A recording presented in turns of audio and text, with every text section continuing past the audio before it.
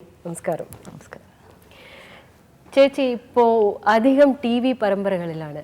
ഒരു നടി എന്ന നിലയ്ക്ക് ഈ രണ്ട് മീഡിയംസ് ഉണ്ടല്ലോ, സിനിമയിൽ കുറേ സിനിമയിൽ അഭിനയിച്ചിട്ടുണ്ട്, അതിനുശേഷം ഇപ്പോൾ TV പരമ്പരകളിലും അഭിനയിക്കുന്നുണ്ട്. ഈ രണ്ട് മീഡിയംസിൻ്റെ വ്യത്യസ്തത എന്താണ്, ഒരു ഡിഫറൻസ്?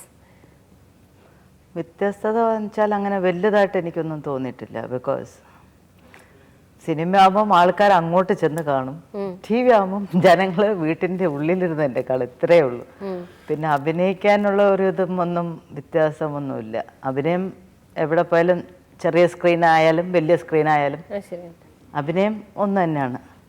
അത് ഒരു മാറ്റമൊന്നുമില്ല. അതിൻ്റെ ഒരു റിസപ്ഷനിൽ എന്തെങ്കിലും വ്യത്യസ്തത ഡെഫിനറ്റായിട്ടും. സിനിമയിൽ ഞാൻ പറയട്ടെ, അവളുടെ രാവുകൾ എന്ന് പറഞ്ഞ പടം അഭിനയിച്ചപ്പം സകലവരും ഈ TV വരുന്നതിന് മുമ്പ് അവളുടെ രാവുകൾ തന്നെ വിളിക്കുള്ളൂ. അതെന്തിനാന്ന് എനിക്കറിയില്ല. പക്ഷേ ഈ മുഹൂർത്തം എന്ന് പറഞ്ഞ സീരിയൽ കണ്ടതിന് ശേഷം എല്ലാവരും വിളിക്കുന്നത് ജഡ്ജമ്മ എന്നാണ് വിളിക്കുന്നത്, അല്ലെങ്കിൽ സൂസൻ ഫെർണാണ്ടസ്. എൻ്റെ പേര് തന്നെ മാറിപ്പോയി. ഞാൻ ആലോചിച്ചു, സൂസൻ ഫെർണാണ്ടസ്, സൂസൻ.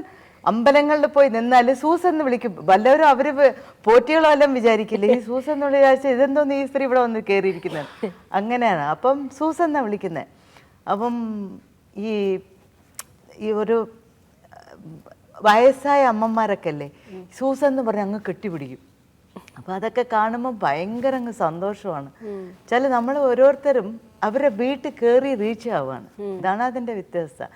പടം കാണുമ്പം തിയേറ്ററിൽ ഇവർ കയറി ഇവരെല്ലാവരും കുടുംബത്തോടെ പോകണം, അത്രേ ഉള്ളൂ, വേറെ ഒന്നുമില്ല. ഓക്കെ, ഒരു സിനിമയിൽ അഭിനയിക്കുമ്പോൾ ഉള്ള ഒരു സംതൃപ്തി TV സീരിയൽസിന് അഭിനയിക്കുമ്പോൾ കിട്ടിയിട്ടുണ്ടോ ചേച്ചിക്ക്? നിങ്ങൾ കുഴയ്ക്കുന്ന ചോദ്യം ഒന്നും ചോദിച്ചോ കുഴപ്പമാവില്ലേ? അങ്ങനെയൊന്നും ചേച്ചി വളരെ ഫ്രാങ്ക് ആണെന്ന് മാത്രമേ എനിക്കറിയാം. ഫ്രാങ്ക് ആയിട്ട് ആൻസർ പറയില്ല. ചാപ്പാട് ഇപ്പം TV തരുന്നത്, വല്ല കുഴപ്പിക്കില്ല. അത് ശരി. ഓക്കെ, അപ്പോൾ ഈ TV സീരിയൽസ്, മലയാള TV സീരിയൽസിൽ അഭിനയിക്കണമെങ്കിൽ കേരളത്തിൽ പോയിട്ട് തന്നെ നമുക്ക് അഭിനയിക്കേണ്ടി വരും. അതെ. അപ്പോൾ ഈ കുടുംബത്തെ വിട്ടിട്ട് കുറേ ദിവസം നമ്മൾ വിട്ടിട്ട് അങ്ങോട്ട് പോകണ്ടേ? അല്ല, അങ്ങനെ വ്യത്യാസം തോന്നിയില്ല എനിക്ക്. ബിക്കോസ് അവിടെ ഒരു 10 days 15 days ആണ്. അപ്പം നമ്മൾ അവിടെ ഇവിടെ, പിന്നെ മോൻ വലുതായി, മോള് വിദേശത്താണ് പഠിക്കാൻ പോയിരിക്കുന്നത്. അപ്പം വീട്ടിലങ്ങനെ ആരുമില്ല, ശശേട്ടനും ബിസിയാണ്. അപ്പം മോൻ അങ്ങനെ ഹോളിഡേയ്സിൽ ഞാൻ കൊണ്ടുപോകും. അല്ലെങ്കിൽ അവൻ അങ്ങനെ വലിയ പയ്യനായി, ചെറിയ കുട്ടികളല്ലാത്തതുകൊണ്ട് ഐ തിങ്ക് എനിക്ക് അങ്ങനെ ഒരു മോൻ 10 വയസ്സാവുന്നവരെ ഞാൻ വെളിയിൽ പോയിട്ടില്ല. മോൻ്റെ 10 വയസ്സ് കഴിഞ്ഞതിന് ശേഷമാണ് ഞാൻ അഭിനയിക്കാൻ തന്നെ സമ്മതിച്ചത് മൂവിയിൽ. അതാണ് ഒളിമ്പ്യൻ ആന്റണി. പക്ഷെ മോള് ചെറിയ കുട്ടി തൊട്ട് അമ്മേൻ്റെ അടുത്തായിരുന്നു. അപ്പം ആ ഒരു വ്യത്യാസം എനിക്ക് അറിഞ്ഞില്ല. അപ്പം മോൻ വലുതായപ്പം 10 വയസ്സൊക്കെ ആയപ്പം അവൻ്റെ അടുത്ത് ചോദിച്ചു, മോനെ അമ്മ അഭിനയിക്കാൻ പോട്ടെ? അപ്പോൾ എന്നെ അങ്ങനെ നോക്കി എന്ന് പറഞ്ഞു. അത്രേ ഉള്ളൂ, അവന് അത്രേ അറിയുള്ളൂ. പിന്നെ ഇപ്പം അവൻ യൂസ്ഡായി. ഓക്കെ, ശരി. ഇപ്പം ചേച്ചി ഒരുപാട് രാഷ്ട്രീയത്തിൻ്റെ ഒരു ബാക്ക്ഡ്രോപ്പിൽ കുറേ സിനിമയിൽ അഭിനയിച്ചിട്ടുണ്ട്. നന്നായി.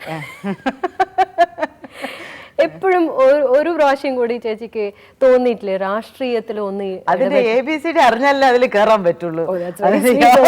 അത് പറഞ്ഞല്ലോ ഫ്രാങ്ക് ആയിട്ട്. അങ്ങനെ അത് ദാമോദരമാഷ് എഴുതി തരുന്നു, അങ്ങനെ പറയുന്നു, അങ്ങനെ എഴുതുമ്പോൾ നമ്മൾ പറയുന്നു. അത്രേ ഒരു വലിയ ഗംഭീരത്തിൽ IAS ഓഫീസറെ കുറിച്ചൊന്നും അറിയില്ല. കളക്ടർ മാതിരിയൊക്കെ അഭിനയിച്ചില്ലേ? സോ സോറി, അതിന്റെ ABCD പോലും അറിയില്ല.